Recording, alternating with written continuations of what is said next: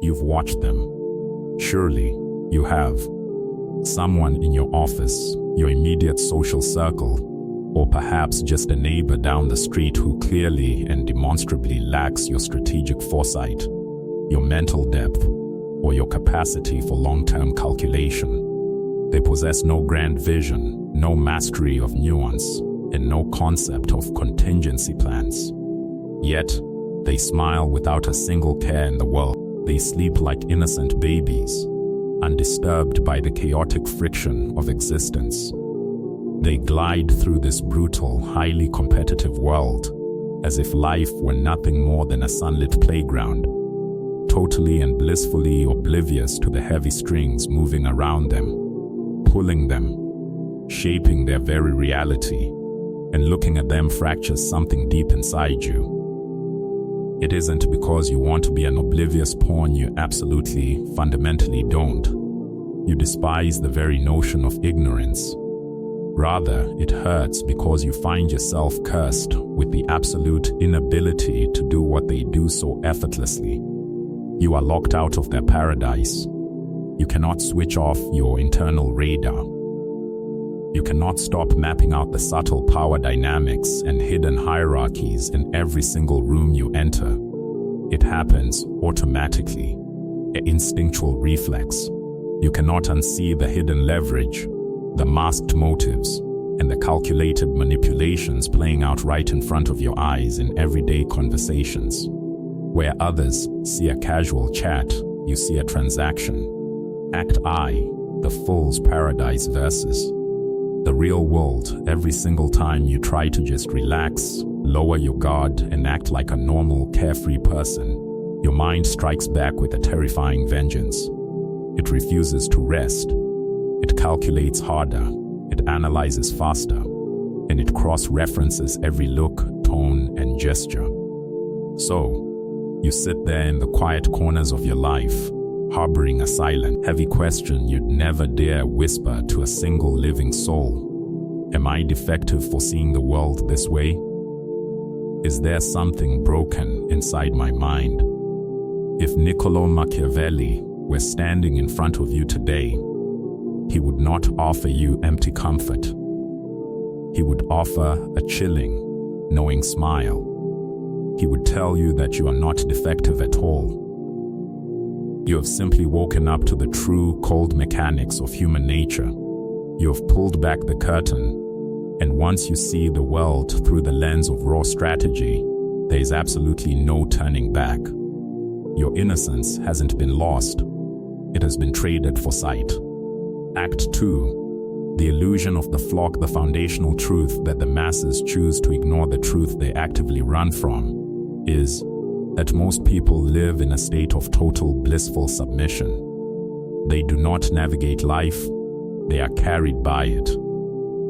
Niccolò Machiavelli recognized this psychological reality centuries ago when he observed that the vast majority of mankind is easily deceived by superficial appearances and remains entirely content with illusions.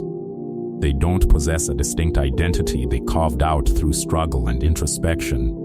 Instead, they wear a hand-me-down uniform stitched together by corporate culture, societal expectations, and whatever political tribe they accidentally stumbled into during their youth.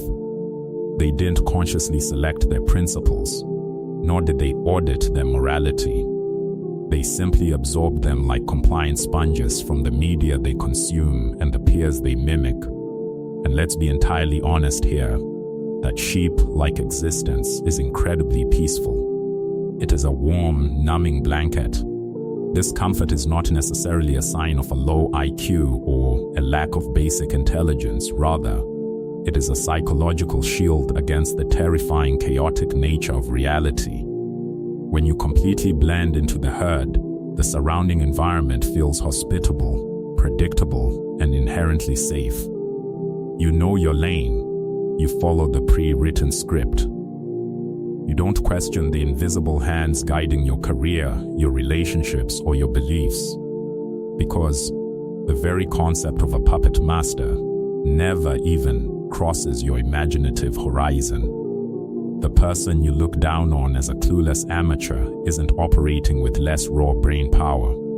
They are operating with zero armor because they don't even realize they are standing on a bloody battlefield. They are safely, comfortably inside the matrix, enjoying the taste of food they don't realize is synthetic. You, on the other hand, were cast out into the desert of the real.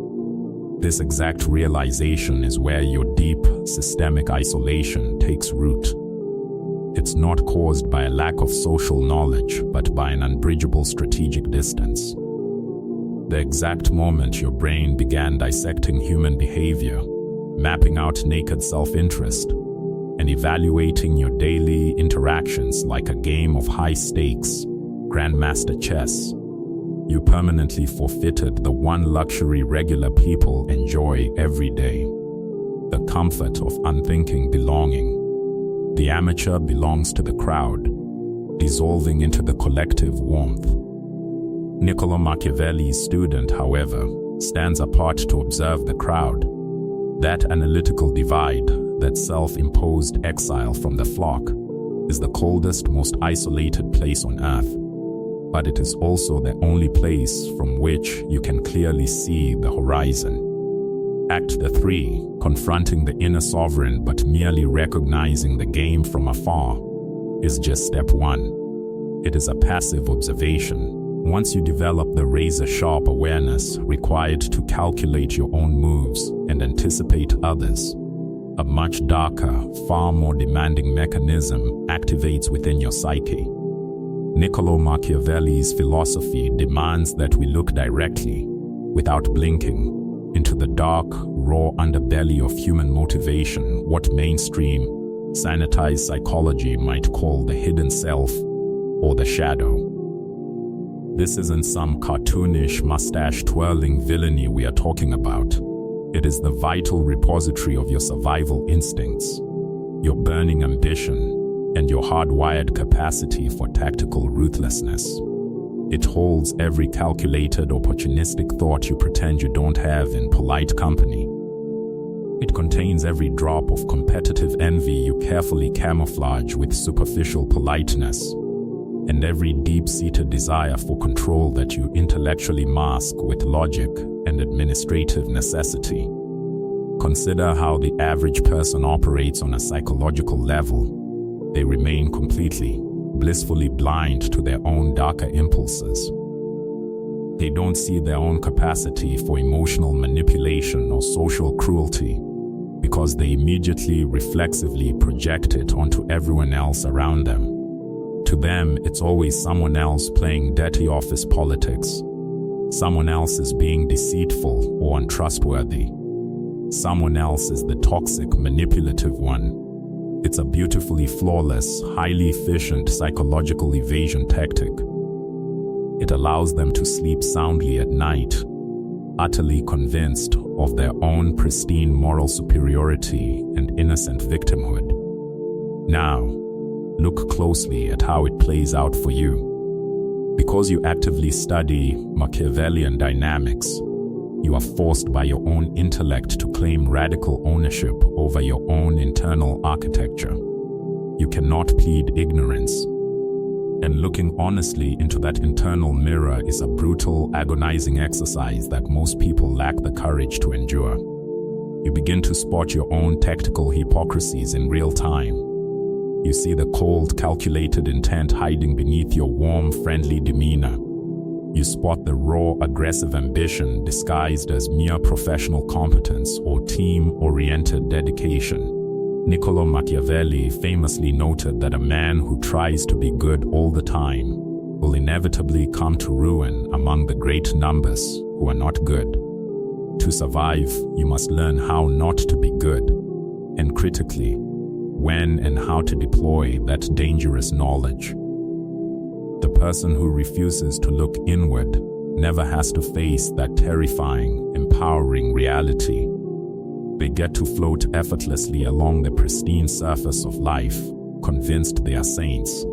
You, however, chose to dive into the deep end. You uncovered the raw, grinding machinery of human nature within yourself. And now, you have to carry the heavy weight of that execution alone. Act IV. The art of the mask. Beneath this complex psychological landscape lies a secondary tool of survival, one that perfectly explains an uncomfortable experience you've likely felt your entire life, but could never quite articulate to those around you.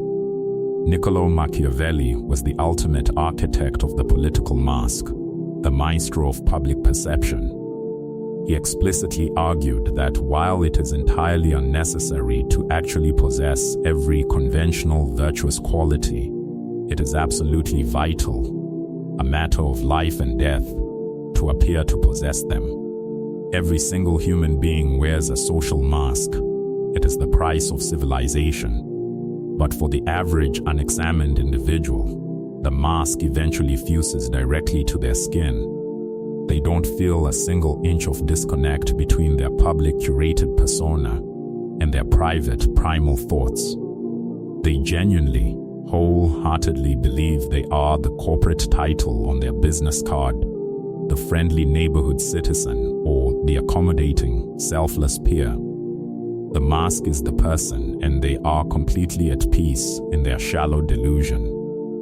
But for the strategic, awake mind, the mask never fuses. It remains a conscious, heavy, detached apparatus that you must manually lift and secure every single morning. This disconnect exists not because you are inherently evil or deceitful, but because you are painfully, constantly aware of the performance itself. You see the theater of society for what it is.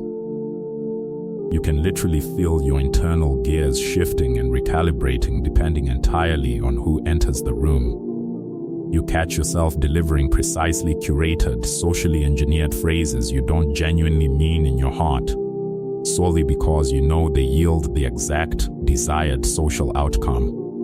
You sit there actively watching yourself navigate complex conversations, building the perfect tactical responses in real time, while a detached, deeper, and completely silent part of your consciousness watches the entire performance from the high balcony of your mind, feeling utterly alienated by the absurd theater of it all. Modern, soft pop psychology tries desperately to diagnose this acute awareness as imposter syndrome or severe social anxiety. They want to medicate it or pathologize it. What an absolute patronizing joke. What you are actually experiencing in those moments is pure, unadulterated Machiavellian clarity. You have simply identified the distinct sharp line where the artificial mask ends and your true sovereign face begins. And once you notice that seam, once you realize where the flesh meets the plastic, you can never trick yourself into believing the performance is real again. The magic trick is permanently ruined. The naive individual never notices the seam. No seam means no internal conflict. No conflict means no psychological torment or late-night existential dread. But it also means they possess absolutely zero strategic depth. There is no sovereign individual operating behind their curtain, just an empty, automated script running on societal autopilot until the day they die. Act V. The cost of sovereignty. This brings us directly to the profound, transformative realization that shifts your entire worldview from a burden into a weapon. Machiavelli never viewed this analytical burden as a psychological disorder or a flaw to be cured. He viewed it as the indispensable, non-negotiable price of true power, authentic leadership, and total self-mastery. Let's strip away the modern, fragile sugarcoating that dilutes reality. This intense internal friction is the agonizing, necessary process of becoming an autonomous ruler of your own life. You are actively refusing to be a standardized, mass-produced byproduct of social conditioning. You are rejecting a borrowed identity and a comfortable, submissive mask that was forced upon you by birth. You are forging an authentic, calculating, and independent intellect from the ground up, and a project of that magnitude comes at a staggering psychological tax. You are paying for your own crown. Niccolo Machiavelli was unapologetically, brutally clear on this point. You cannot achieve true sovereignty without first enduring strategic isolation. You cannot be a leader of men while melting into the crowd. The contentment of the unthinking crowd is real. It isn't fabricated, and it isn't fake. But it is the fragile, fleeting happiness of an infant who has never been tested by the harsh realities of conflict, power, and competition. It is the cheap comfort of a stagnant life, warm, secure, and fundamentally unfinished. It is the peace of the undefeated only because they have never stepped into the arena, but they will never, under any circumstances, be masters of their own destiny. They are perpetual passengers in a vehicle driven by someone else.